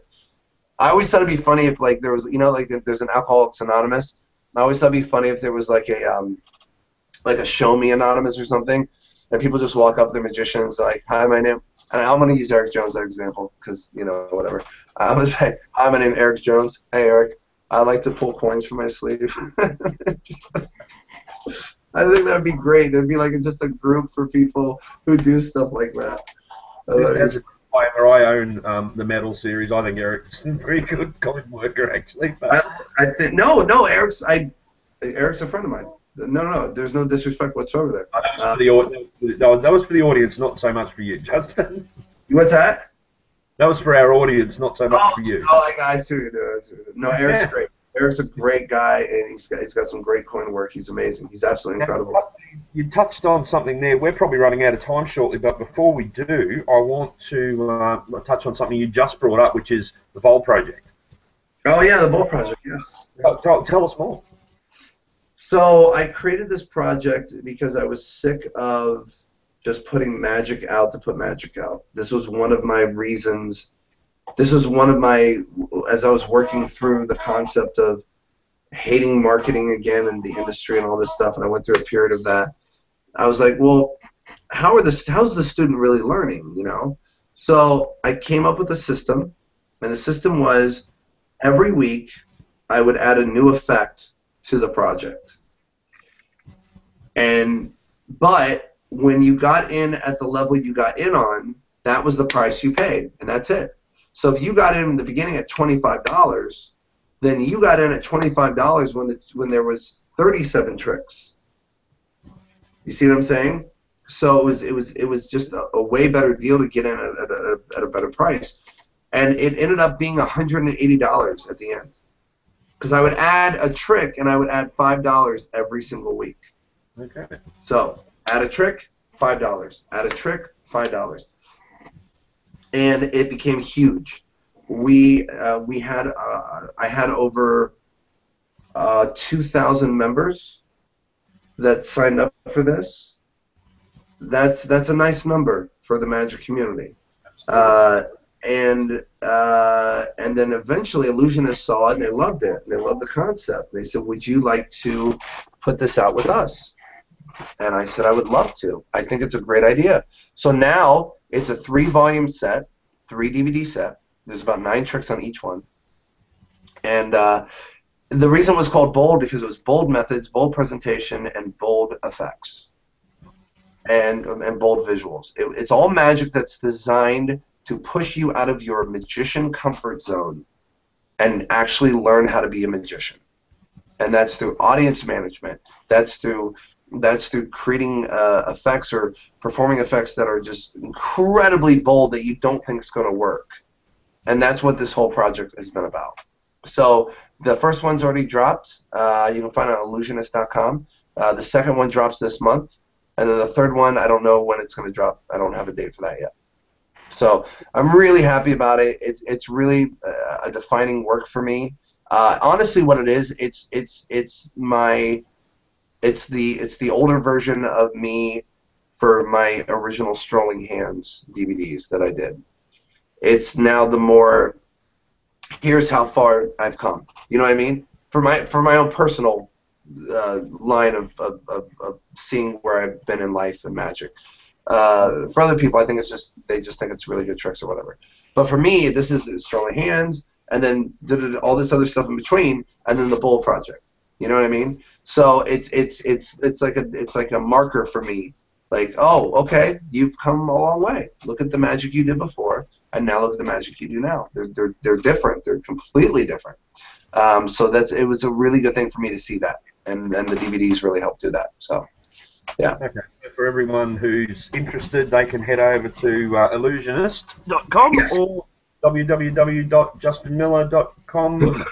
I don't sell the DVDs. If you're part of the original Bowl Project, then you do get the DVDs. But if you're not part of that, you have to get them from Illusionist, because they are the authorized seller of them.